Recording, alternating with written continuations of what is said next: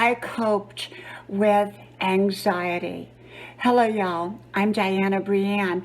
I don't give advice, suggestions, information, recommendations. I just share with you my perspective and how I have lived my life.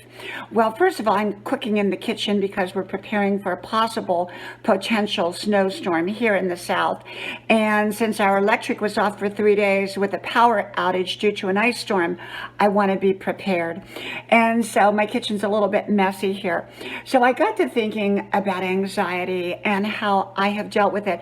I was watching an interview about a very famous actress, and she talked about how she had dealt with her own anxiety throughout her life at different levels for different reasons in different ways.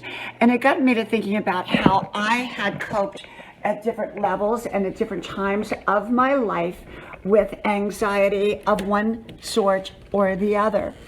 You know, I've been through, and as many people have in their life, a few traumatic events, and I've had my share, and I think a lot of people have. And it's easy to let what has happened in the past affect our present and our future. Sometimes, to some degree, it can be normal when we are right after we've been through something. But if we continue to let it be our normal and continue to have anxiety after, long after, that can pose an issue. And so for me, I remember one time in particular, I was around 20 years old, living in the Los Angeles area, and I went through a traumatic event. And after that, whenever I would hear a noise, I would just jump. And it took me about 2 years to get past that. And I had a lot of anxiety due to that event that I went through.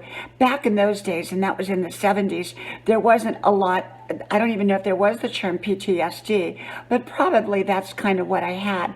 But I also had a lot of anxiety that it could happen again. And so for me, you know, having dealt with that, and it created anxiety in me. Now, other people can have anxiety for different reasons. Sometimes it's low-level anxiety. Sometimes it can be, you know, a higher level of anxiety. For me, what I have learned throughout the years, for me personally, is I take a step back, and especially if I identify something as an unhealthy fear, which most fears in my belief are unhealthy. Only certain kinds of fears could be healthy and used to protect us, but beyond that, I think most fears tend to be unhealthy or a response to something that has happened or taken place along the way. So I try to address those fears, those anxieties to the best of my ability. Some people get professional help. For me, I've learned to recognize when I'm feeling a certain sense of anxiousness about something. I identify it, and I do my best at, for me personally, I call myself a fear fighter, kind of moving through it in the right ways. Not everybody would respond that way or do it that way. That's just my way of doing it.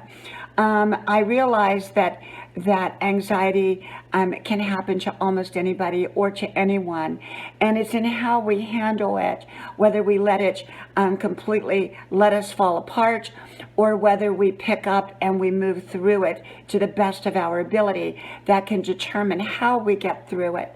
So I'm just coming on here not to give advice or suggestions or anything like that, but just to share with you all that I too, throughout different parts of my life, different times of my life, I mean, even, you know, today I could have anxiety, and yet I make sure to remind myself that I will make the best decisions that I can, and I'm going to enjoy life.